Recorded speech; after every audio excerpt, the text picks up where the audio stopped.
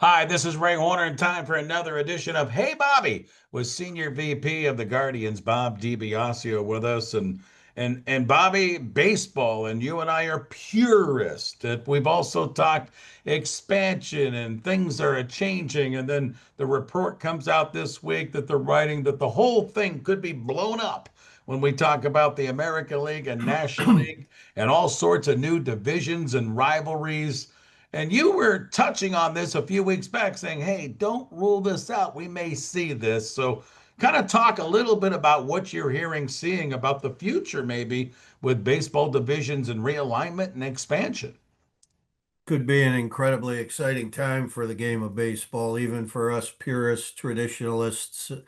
If you are going to add two baseball teams to get to 32, the first thing that has to happen, and the commissioner has talked about this, is the Las Vegas Athletics need to be 100% confirmed, which everybody believes at this point that is going to happen, that they are going to be in Las Vegas. And then the scenario in Tampa, the hurricane and dealing with their ballpark, what's going to happen there. The discussion about some gentleman from Orlando buying the team, but keeping it in that region. So whether it's Tampa or Orlando. And so where do you expand? I read Bob Nightingale, who's the president of the Baseball Writers Association of America, is the chief baseball writer for USA Today and has been for decades. He believes that Salt Lake and Nashville are the two teams. Then you read somebody like Jim Bowden, former general manager, and writes for The Athletic and is on radio at MLB radio, believes it's Nashville and Charlotte. So you had two more teams on the East Coast, which is pretty interesting. And Bowden's projection of realignment has, as you would for 32 teams, eight divisions of four teams, all mixed up. So no longer American League, National League. And he had a North division with the Reds, the Guardians, the Tigers, and the Blue Jays, which I don't necessarily like because I absolutely believe the Pirates need to be in with us and not the Blue Jays. I think it should be Pittsburgh, Cincinnati, Detroit, and Cleveland would be a terrific, terrific division. You'd have people driving all over that state of Ohio and Michigan and Western Pennsylvania to watch games in other ballparks of fans all summer long. It would just do so much for the economic vitality of those cities. So, um, but it's interesting. If anybody wants to go, just Google, Jim Bowden realignment and see what he thinks. Now, if you decide Salt Lake's involved, then having a team out west throws a wrinkle into it as well. So, um, I think it's going to happen. Who knows when, but I do believe they've been talking about it for a while. In the scenario of shaking out the divisions, really, Bobby, when you look at it, and I hate to say this, and nothing against the fine city because I like it, I don't know who would really want Toronto in their division because your point is very valid. I mean, getting into the car, driving to Detroit, Pittsburgh, Cincinnati, and Cleveland would be a whole lot of fun. To go to Toronto, you go across the customs, you got to go into another country.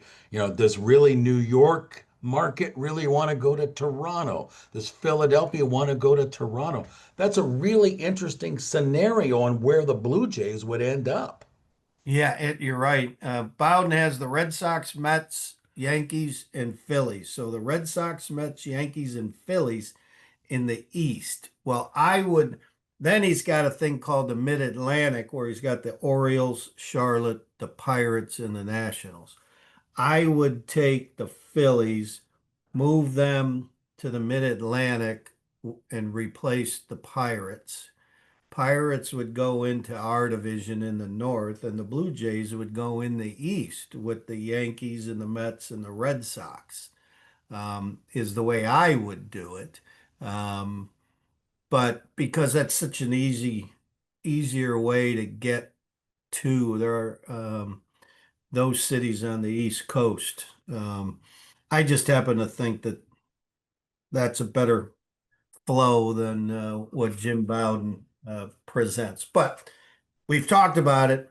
Those fans out there listening, figure out who your two expansion teams are. If you want to do Charlotte and Nashville, get a legal pad and do this yourself and see how you come out with 8 4 team divisions. It's not easy. If you decide that it's Nashville and Salt Lake City, get out the legal pad and start scribbling, 8 4 team divisions. It's a fun little project. Well, I know if you do Salt Lake, what you and I talked about a couple of weeks ago, you would have Seattle, Salt Lake City, Las Vegas, and Colorado. Right, And that could be a really interesting division there when you talk about Seattle finally getting some friends out in that area because they travel so much. right. No, without question. So, yeah, it's interesting. Those cities that have 2 ball clubs and regions like Houston and Texas are not that far from one another.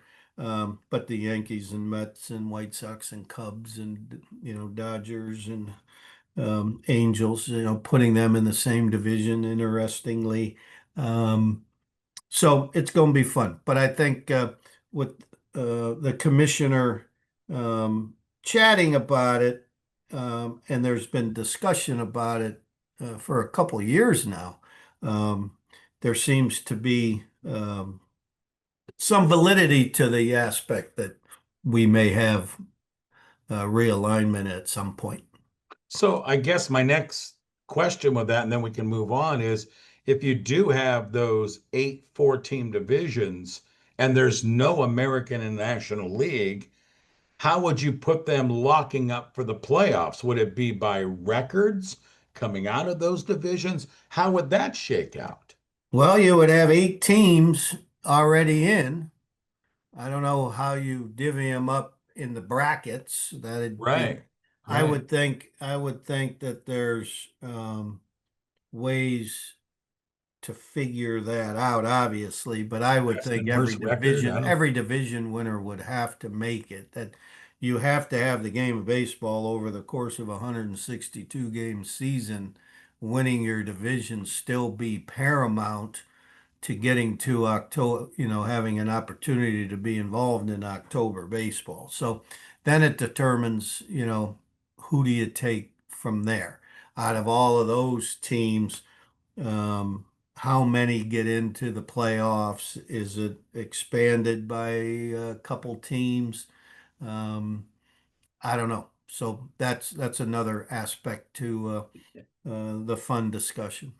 Senior VP with us with the Cleveland Guardians, Bob DiBiasio. And Bobby mentioned the word decades a couple of minutes ago. And you go back about 4 decades, the guy that was in our lineup that was a threat every time he came to the plate was Andre Thornton. And sometimes I don't know if Andre gets his due, Bobby. And I don't want to say save Cleveland baseball in the 80s, but he was our legitimate guy. We got him in the trade and he took over at first base. Terrific guy who actually made this region his home after he retired. He has certainly invested himself business into the community. And Andre Thornton was kind of must watch baseball. I mean, every time up, he was a threat to go deep with a baseball and a terrific guy as well. I've had a chance to talk about him, and I just wanted your thoughts on Big Andre Thornton. Well, Thunder, his nickname was Thunder, so therefore, it spoke to the fact that he was one of the premier um, power hitters of our time in that period in the late 70s and into the 80s. The one stat that I always like to share with people about Andre Thornton is the fact that Cleveland Stadium was built 1932 was the first game, Mel Harder versus Lefty Grove. Um, Andre Thornton has the most home runs of any player in the history of Cleveland Stadium, Oh, which is pretty cool. yeah. Again, the nickname Thunder. He's a member of the Cleveland Guardians Hall of Fame. He's a member of the Greater Cleveland Sports Hall of Fame. Was the first recipient, I think it was 1979, first recipient in our organization for the coveted Roberto Clemente Award for exemplary community service. A man who really was all about service to others in terms of leadership and his spirituality. Just one of the best gentlemen that I've come across in the game of baseball. Just a quiet, confident demeanor. Um, Obviously, very respectful and professional in how he went about being a Major League Baseball player. Suffered through injuries and always came back. And as a young guy in this business in 1979, um, certainly leaned on people like Andre for guidance and advice. I remember being at the old ballpark. It was a Saturday game of the week at Municipal Stadium. Came over from Pennsylvania to watch Mark the Bird Fidrich pitch against our Indians there at Municipal Stadium. And we took it to him that day, as a matter of fact. And Thunder went deep to left field for a home run that day on that game of the week, which was a huge, big thing.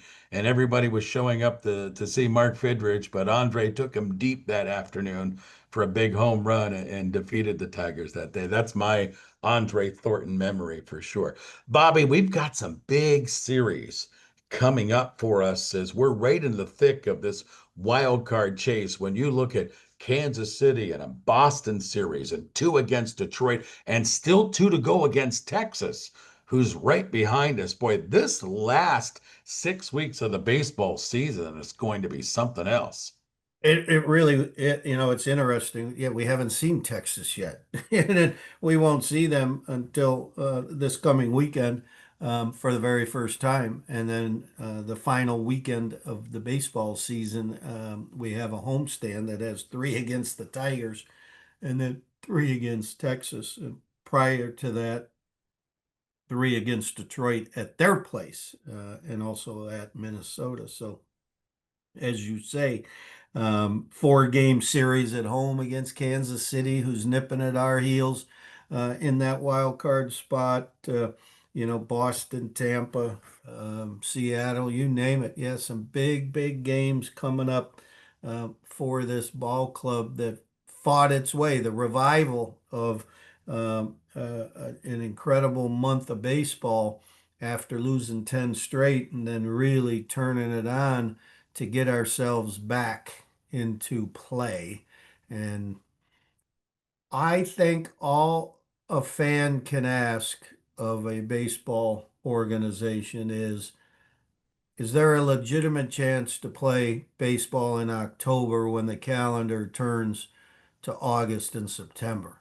And I think we've answered that pretty emphatically with a yes for the last dozen or more years consistently. I agree 100%. And we're right there again. And like Bobby mentioned, in Texas this week, but next week, we got some home series coming up with Tampa and Seattle. And that should be a lot of fun. Senior VP with the Cleveland Guardians, Bob DiBiasio, takes time out of his schedule to join us here at WAKR Facebook page, WAKR.net, and our YouTube channel. Bobby, as always, my friend, thank you for taking time to join us, and we'll do it again next week. Thank you, Ray. Always fun. Go Guardians.